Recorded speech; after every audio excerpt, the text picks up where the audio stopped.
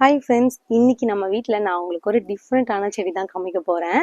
நம்ம நிறைய செடி வந்து காய்கறிகள் செடிலாம் அறுத்துருக்கோம், பூச்செடிலாம் கூட காமிச்சிருக்கேன். ஆனால் இன்னைக்கு நான் காமிக்க போகிற செடி வந்து ரொம்பவே டிஃப்ரெண்ட். நிறைய பேர் வீட்டில் இதில் இருக்கவும் இருக்காது. வாங்க பார்க்கலாம் என்ன செடின்னு காமிக்கிறேன். இங்கே பாருங்க, இதுதான் பிரிஞ்சி இலைங்க, பிரியாணி இலைன்னு சொல்லுவாங்கல்ல, பே லீஃப்ன்ட்டு, அந்த இலை தாங்க இது.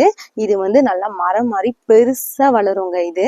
இங்க பாருங்க, இப்போ இது வந்து பச்சையா இருக்கு. இப்போ நீங்க வந்து பிரியாணிக்கு, நம்ம புலாவுக்கு நிறைய நான்வெஜ் ஐட்டம்ஸ் மோஸ்ட்டுக்கா வந்து நம்ம இதுதான், இந்த மாதிரி இலை தான் பயன்படுத்துவோம் இல்லையா? பிரிஞ்சி இலை, பட்டை, கிராம்பு இதெல்லாம் யூஸ் பண்ணுவோம்ல, அதுல வரக்கூடிய ஒரு ஸ்பைசஸ் தாங்க இந்த இலை. இந்த செடியை பொறுத்த வரைக்கும் என்னன்னா, இதுல வந்து நல்லா பூ பூக்கும். இப்போ வந்து என்கிட்ட இலை மட்டும் தான் இருக்குது, பூ எதுவுமே இதில் இல்லை. பூ பூத்ததுக்கப்புறம் நான் இன்னொரு வீடியோ உங்களுக்கு அப்லோட் பண்ணுறேன்.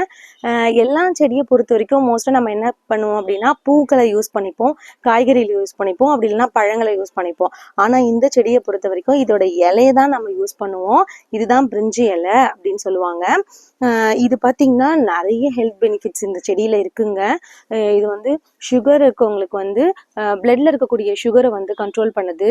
நிறைய இன்சுலின் சுரக்கிறதுக்கு இது ரொம்பவே ஹெல்ப் பண்ணுது அப்படின்னு நிறைய பேர் சொல்றாங்க. நீங்க நிறைய யூடியூப்ல வேணா நீங்க சர்ச் பண்ணி பாருங்க, இதனுடைய ஹெல்த் பெனிஃபிட்ஸ் நிறையவே இருக்கு. அது மட்டும் இல்லாம பீரியட்ஸ் டைம்ல லேடிஸ்க்கு வந்து நிறைய ஸ்டொமக் பெயின் இருக்கும், ரொம்ப வயிறு வலிக்கும். ஸோ அந்த வயிறு வலியை கூட இது வந்து தடுக்கும். ஸோ நிறைய டைம்ஸ் வந்து நீங்கள் ஃபுட்டில் வந்து சமைக்கும் போது இதை வந்து யூஸ் பண்ணிக்கோங்க. நிறைய பேருக்கு சாப்பிட்டதுக்கு அப்புறம் ஜீரணமே ஆகாது, ஒரு மாதிரி இருக்கும்ல, அந்த மாதிரி பிரச்சனைகள் கூட வராமல் தடுக்கும். அதனால உணவுகளில் இதவே நிறையவே பயன்படுத்திக்கோங்க.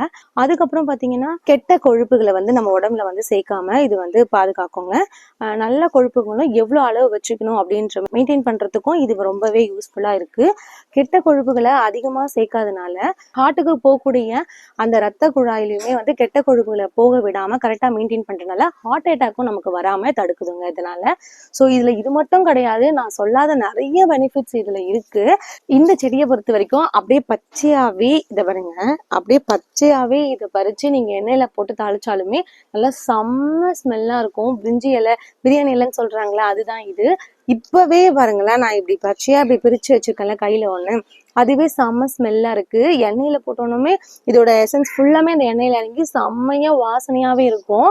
இப்போ இது பச்சையாவே பயன்படுத்தலாம். ஆனா நம்ம கடையில வாங்கக்கூடியது வந்து எப்படி இருக்கும்னு பாத்தீங்கன்னா, காஞ்சதா தானே இருக்கும். இந்த லீஃபை வந்து காஞ்சது தானே வச்சிருப்பாங்க பிரிஞ்சி இலை.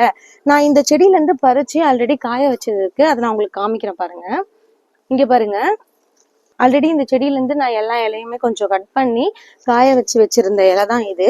இங்கே பாருங்க, அப்படியே செடியோட காம்போட நான் அப்படியே உடச்சி காய வச்சிருந்தேன். ஸோ அதுதான் இது. இங்கே பாருங்க, இந்த மாதிரி தானே நம்ம கடையில வாங்கிட்டு வருவோம் பிரிஞ்சி இலை அப்படின்றது.